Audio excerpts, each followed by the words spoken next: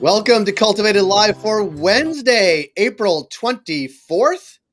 I'm Jay Rosenthal, the co-founder of Cultivated Media. I'm the host of this program, Cultivated Live. And since we launched, our goal at Cultivated has been to be cannabis industry first, providing you with the most important, insightful, and useful information. And we do it regularly. We do it through our daily newsletter, which is called Cultivated Daily. We do it through this daily live stream, which is, of course, Cultivated Live. You can find us on LinkedIn, YouTube, and our daily newsletter. All those links are below no matter where you are watching this. I'm joined today, as all Wednesdays, with Jeremy Berke, who's enjoying, I imagine, his delicious Brooklyn coffee. Jeremy, welcome. I am enjoying my delicious Brooklyn coffee. Thank you, Jay. It is always a pleasure. And I'm enjoying my West End Toronto coffee, which is delicious. My wife is a bit of a coffee connoisseur, but she also is a connoisseur that makes it at home. So we get the really delicious beans. I think these are from a place in Roncesvalles. If I could give them a shout out, I would, but I can't remember. But this mug, though, it's from the Village Bloomery in Vancouver. That's an awesome mug. Great. It says, and on the other side, it says Bloomifesto. They have these mugs that say like things. It's what's on the inside that counts, which is a good thing for a coffee mug. I think we just talked about that, but it's also sort of how they live their ethos. Jeremy, it's been a busy couple of days. I feel like we're in like a 420 hangover in the industry because we get drips and drabs of what the day actually meant to the industry. We're going to talk about it a lot. Are you ready? I'm ready. Let's do it. Okay. So obviously 420 is the biggest sales day for cannabis retailers of the year. We got some numbers from a couple of areas that we thought would be interesting to share. Jane Technology said day of sales came in at a whopping $24 million, or maybe day of sales $24 million. And the 2 day sales totals for the 19th and 20th, those stocking up for the big day ahead of time, was over 45 million, up 14.32% over last year. So not in the 20s, but in the teens. That's a pretty good jump over year. But again, that's not like it's not exponential, it's incremental on that front. Now, sure. Illinois sold the most of any state, just under $5 million. This is from Jane. Flower was the top selling category. Obviously, no surprise there, followed by vapes and edibles. Sort of big Canadian retailer, High Tide, said it generated about $2 million in sales, up 35% from the previous Saturday. So that's week over week. Sales were way up, obviously. Weed Maps says the brand continues to make inroads among consumers. 72% of items sold through Weed Maps were brand verified compared to 55% last year. Deals were crucial. The platform said it was a 130% year-over-year increase from products redeemed through deals. FlowHub sent some data. They were up 182% increase in sales compared to an average Saturday. So that's similar to what High Tide and their Canna Cabana stores. Headset did some interesting things. The boost that the 420 holiday gave, they gave a really cool map over what it was over last year. But then there's something interesting that I want to sort of talk through, Jeremy, and this begs a different question. Our friend Krista Raymer posted something this morning, some data she looked at with Headset. They compared retail sales after discounts and before any consumer paid taxes for the 19th and 20th. So this is like no discounts, but just like pure product. Michigan was up 26%, Illinois up 14%, Massachusetts up 9%, Missouri up 21%, and Maryland, who is now legal for the first time on 420, was up 84%. But there were some losers. California, Arizona, Oregon, Nevada, Ohio were down in the double digits in each of those. So there's some interesting things here, and I want to have that in your mind while I ask you the next question, because you've written about it and I've written about it. There's so much non-cannabis commercial stuff happening around 420 or winking at 420. I don't think this is the case, but like, is 420 jumping the shark, or is it becoming like super mainstream? I think jumping the shark would put it a little far, but like any non-denominational holiday that North Americans, Canadians, Americans love to celebrate, the brands are taking over, right? And now I don't think that's a bad thing. I just think it makes it mainstream, right? You have pizza, like any Torontonian knows, there's hundreds of pizzas all over the city.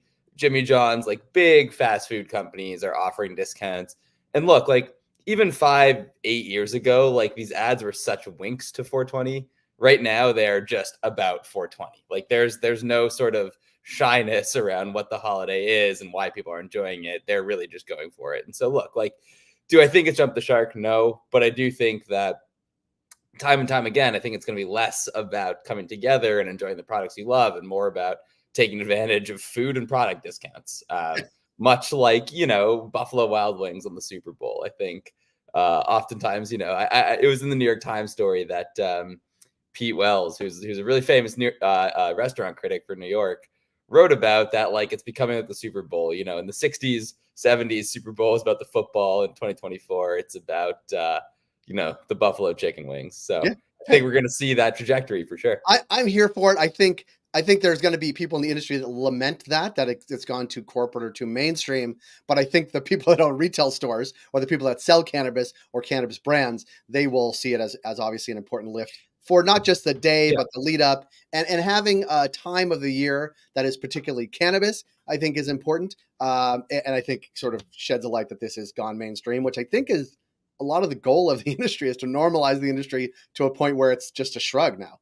And look, like, just because something is commercialized doesn't automatically mean it's bad. Like, plenty of fun things are commercialized. Like, I like sports, and sports are probably some of the most commercial things out there. But at the same time, it is interesting to see, like, even my friends who were like, "Oh, it's 420." Like, I didn't realize I used to be so excited about this. And he was like, "Now I realize that my dispensary purchase was a little cheaper." And so I think we're going to start to see that, that kind of relationship happen. But at the same time, like, the parties will still remain, the concerts will still remain, dispensaries will throw events. Like, there is so much fun stuff going on all over New York. And so, look, I think it'll be where you want to find your scene in 420. But, in 10 years, expect there to be banner ads, all over wherever you're getting your streaming television in 10 years' time about 420. It is interesting though that Pete Wells, and you just brought up the Super Bowl, because we had Krista on right after the Super Bowl, Krista Raymer, saying that was actually a huge sales day, maybe one of the biggest of the year, top 3 or 4 around the Super Bowl, because people gearing up, doing a lot of shopping around that. So it's a little bit like brands and non-cannabis sort of specific brands entering the cannabis space around 420. The reverse is also true, where cannabis brands entering sort of other dates that capture the imagination and sort of cohesive dates, like entering that frame too. So it's a little bit of sort of cross pollination, which I think is good, and it normalizes it a lot, and certainly drives cannabis sales, which I think we can all agree is helpful to the industry as we sort of get out of this general malaise, I guess.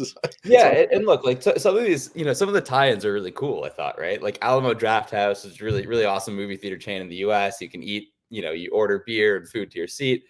Like, a cannabis tie-in is the smartest thing they could possibly do. And just because it's a commercial thing, just because it's a branding thing, doesn't mean, I won't use it and take advantage of those deals, right? And so I think that's the crucial thing. Like, we just need smart thinking from the commercial creatives about how to really integrate cannabis into what they're doing in a way that makes sense to cannabis consumers, because, as we've written in the newsletter, it's a huge target audience for many of these products. And also, I think it's silly for them to leave those opportunities on the table, right? Like, if you're Jimmy John's, you definitely want to, you're looking at the data, there's a lot of cannabis consumers, a lot of frankly high, hungry people. Like, you should take advantage of them. They're willing, able, and ready to spend their money on your product. And so why not? Well, same thing with Pizza Pizza, I would imagine. Although I will say the difference that I saw this year versus last, like Pizza Pizza, for those that don't know, is people in the States think it's like a Caesar, like a Little Caesars knockoff. It's not. Pizza Pizza, I think, was there first, but Pizza Pizza has like 500, I think, stores, maybe 600 throughout Canada. It's major. Theirs was less of a wink to cannabis. They had like pizza pre-rolls, they called it. And in the ad, they had people sprinkling the oregano. Oregano. I'm like, that looks like high school. Well, that was, that too. But that was my point. Like, it's less a wink and a nod about a guy who, like, looks like he might be, hungry at 2 a.m, like the classic, like, high ad. And it was more like, this is like a pizza joint. Like, here, eat this after you smoke one, And it was just like, they just don't care anymore. Like, no one in corporate even thought, was like, "Ooh, is this too much?" So I think that's a huge sign that this has gone a long way. And to your point, like, yes, Pizza is very legit. It's not, it's not a few franchises. It's, like you said, it's 600 massive stores. So it's massive. And those that know, you're going to know 967-1111. They have one phone number throughout the whole country. And if you dial that phone number from your local jurisdiction, you will get a Pizza. Similarly, and people don't know this, I don't think, and they didn't have a 420 tie-in, but 2 for 1 Pizza, which is a chain here in Canada too. Like 2 for 1, 2 for 1 is the phone number. So that part I learned when I became Canadian, that you can make one phone call no matter where you are and get pizza delivered to wherever you are. So kudos to the phone companies here in Canada, I think, although it's a duopoly and that's a whole different issue. Yeah, it's not so hard to do that's that. That's a whole different thing. Let's move on, Jeremy, if we can. There was some interesting stats from Statistics Canada. More than 1 in 3 Canadian adults have used cannabis in the past month, according to new data from StatsCan, a federal data collection agency here in Canada. Federal and provincial governments received $2 of every $5 spent on cannabis in Canada, about just under $2 billion, which I think is having ripple effects in some of our next stories. But yes, the government takes a huge chunk, and yes, Canadians like weed. Yeah, look, I mean, you can love Canada or hate Canada. I think that statistic would make many Canadians not so happy about Canada. But look, I mean, I think, I think the statistic speaks for itself, right? Like 1 in 3 adult Canadians has consumed cannabis in the past month. I mean, this is a product that everyone is using, right? Like it's huge. Everyone's using it.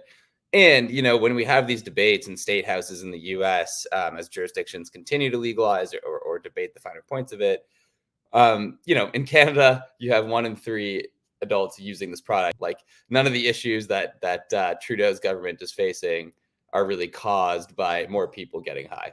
They're two very separate, two very separate issues. And so I think like that's the one thing you can point to. And, the last thing I'll say about that is, Canada has the unique position of having a federally regulated system from the top down. So, you can sort of quibble with the finer points of how the taxes work, and many in the industry do.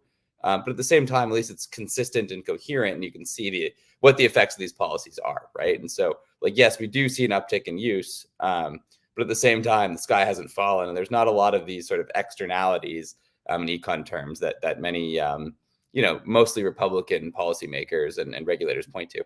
Yeah, the sky has not fallen here. It has not even been taxing on our healthcare system. So lots of positives and lots to change in the Canadian landscape. But the truth is 1 in 3 Canadians use cannabis, which actually that stat actually astounds me. But it is, I mean, in my circle, it's certainly more than 1 in 3. But it is an interesting stat nonetheless. And I think Canadians do over index on cannabis relative to the States or some states.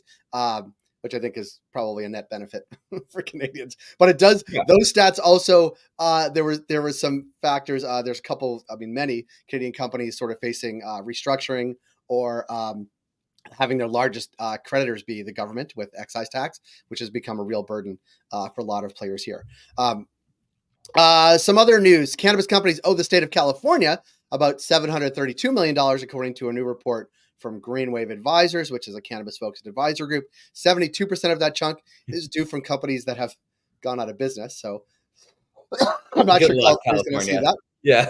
California's going to see that. To Maine, where Governor Janet Mills has signed legislation that would allow those convicted under previous cannabis laws to have their records sealed, which is good news. It's not as good news if they were just expunged automatically, but sealed is okay. Which brings me to another point that we've actually been talking about in Maine, which is there is a proliferance, or at least the main news coverage has been the proliferance of illegal grows run by either immigrants from China that are here or sort of Chinese nationals actually running them out of Maine. This seems to be a growing problem in Maine. I don't know if it's happening everywhere else, but it's not certainly contained to Maine's borders if it's growing in Maine. But it is interesting to sort of see this, and I have to wonder if this is sort of like just anti-China rhetoric, to be quite honest. But there was an arrest. There was someone being charged on federal crimes in Maine on this factor, but it seems to be popping up a lot in Maine. Yeah. I mean, I think there is a kernel of truth to these stories, right? Like there are Chinese nationals that have been arrested. They've been linked to crime in these legal grows. And it's not just Maine, it is Oklahoma, Oregon is seeing the same issue. That being said, this is a very easy issue, to propagandize, right? And so I think you have to hold both competing ideas in your head that this could be happening and people could be exploiting the issue for political gain, right? But look, I went to college in Maine. There's plenty of space up there, and I think that's really like the factor is that there's all these dirt logging roads. You can kind of be out there until someone notices the electricity bill spike, and so I don't think the problem is going away anytime soon. Like as long as cannabis is not allowed to cross state lines, there will be malicious actors who want to exploit that situation for personal gain, and so. If you can learn anything from these stories, it's that the federal government needs to act. That and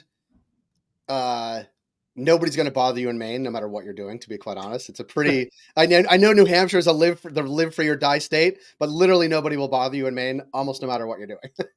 Yeah, they won't be able to find you until someone notices. I mean, that's Right. the thing. It's like it's a big country up there. So It's beautiful and lovely, and certainly, and basically between Labor Day and Memorial Day, it's relatively empty. Not a huge traffic state unless you're near Portland, but everything else is open for grabs, and certainly people know that.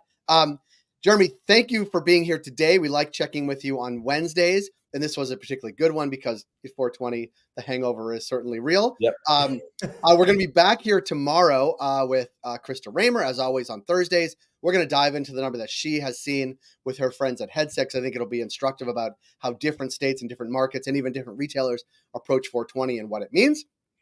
That's it for today's Cultivated Live. We encourage you to subscribe to our newsletter, which you can do at cultivated.news. It's on Jeremy's shirt.